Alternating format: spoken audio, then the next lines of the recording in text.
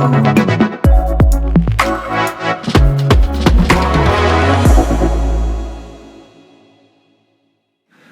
entend souvent dire que les IA, c'est capable d'apprendre. Mais qu'est-ce que ça veut dire exactement un programme informatique qui apprend?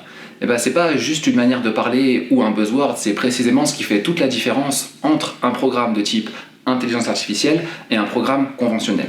Un programme classique, on doit lui donner les règles de son fonctionnement. Si on a besoin qu'il trie des mails ou qu'il traite des données, on doit lui dire quoi faire, comment le faire, étape par étape.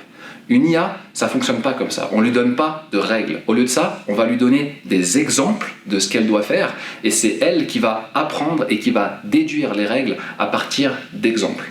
C'est un peu comme si on voulait apprendre à un enfant à jouer à un jeu, mais sans lui donner les règles du jeu. Au lieu de ça, on va lui dire « tu t'assois là et tu regardes des parties, des gens qui sont en train de jouer ». Et partie après partie, l'enfant il va au fur et à mesure comprendre les règles du jeu sans qu'on lui ait jamais expliqué. Eh bien, l'IA, c'est la même chose. Elle se base sur l'expérience, l'observation et l'erreur à partir d'exemples pour déduire les règles. Et cet apprentissage, il est rendu possible grâce à un outil, les réseaux de neurones artificiels.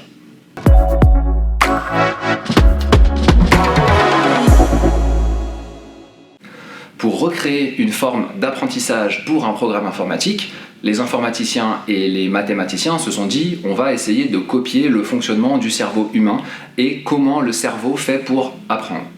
Si on schématise très simplement, le cerveau humain c'est des neurones interconnectés entre eux par des synapses. Et lorsqu'on apprend, on vient modifier ces interconnexions entre les neurones.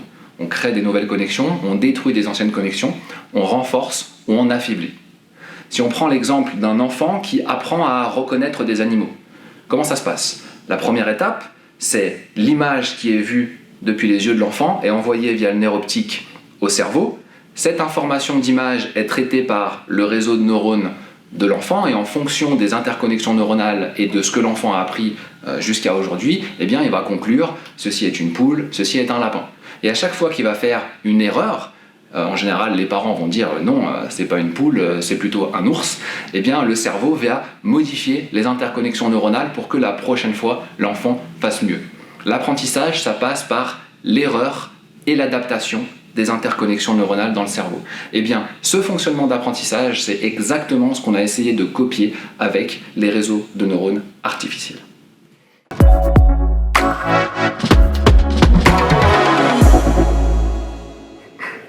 Un réseau de neurones artificiels, c'est un outil mathématique qui tente d'imiter le fonctionnement du cerveau dans son apprentissage. Un réseau de neurones artificiels, c'est composé de nœuds, de la même manière qu'un cerveau a des neurones, et les nœuds sont interconnectés entre eux avec ce qu'on appelle des poids, comme les synapses dans le cerveau. Les poids, concrètement, ce sont des nombres, et les nombres représentent la force des interconnexions. Un poids qui est élevé simule une interconnexion forte entre deux neurones, un poids qui est faible simule une interconnexion faible.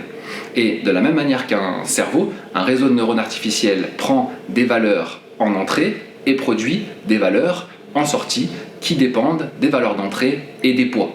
De la même manière que le cerveau de l'enfant prenait une information d'image d'animal en entrée et générait est-ce que c'est une poule, est-ce que c'est un lapin. Et lorsqu'on veut faire apprendre quelque chose à ce réseau de neurones artificiels, eh bien, de la même manière que le cerveau, on va donner des exemples en entrée au réseau de neurones et à chaque fois qu'il va se tromper dans sa prédiction, eh bien, on va adapter la valeur des poids pour que la prochaine fois, il fasse mieux. Exactement comme l'enfant qui apprend à reconnaître des animaux. Et exemple après exemple, adaptation après adaptation, erreur après erreur, on va obtenir un réseau qui est de plus en plus performant à faire sa tâche. Mais ce sera peut-être plus concret avec un exemple.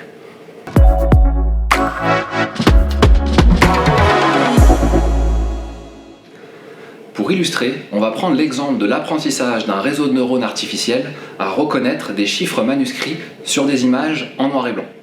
Donc on va partir de notre réseau de neurones artificiels, vous vous souvenez, c'est des nœuds interconnectés entre eux par des poids, et les poids, c'est des nombres. Au départ, notre réseau de neurones, il sait rien, il n'a rien appris, donc on va considérer que tous les poids sont à 0. Et on va envoyer une première image, donc avec un chiffre manuscrit, dans le réseau. Pour pouvoir faire des opérations mathématiques, on a besoin que les entrées ce soient des nombres, puisque les poids, c'est des nombres. Donc on va transformer notre image en noir et blanc en un tableau de nombres. Comment on fait ça? On va prendre le premier pixel, puis le deuxième pixel, puis le troisième pixel sous forme de liste où chaque pixel de l'image, s'il est noir, on peut dire que c'est un 0, s'il est blanc, c'est un 1. On va prendre toute cette liste de pixels, on va les multiplier avec la valeur des poids, on va faire une grosse addition et on a un nombre en sortie. Si on fait un modulo 9 sur ce nombre, on tombe sur un chiffre qui est entre 0 et 9.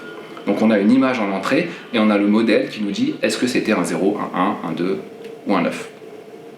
Et de la même manière que l'apprentissage avec le cerveau humain, à chaque fois que le réseau va se tromper, eh bien on va adapter la valeur des poids, augmenter ou diminuer certains poids pour que la prédiction soit correcte par rapport à l'image qu'on lui a soumise.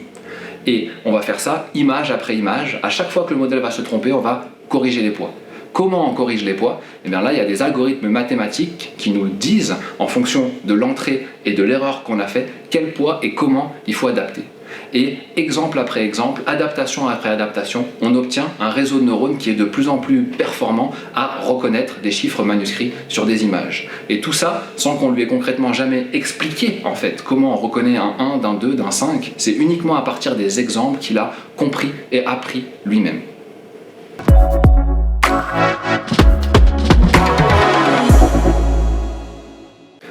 On a vu que grâce au réseau de neurones artificiels, on peut simuler une forme d'apprentissage qui imite dans une certaine mesure l'apprentissage du cerveau humain.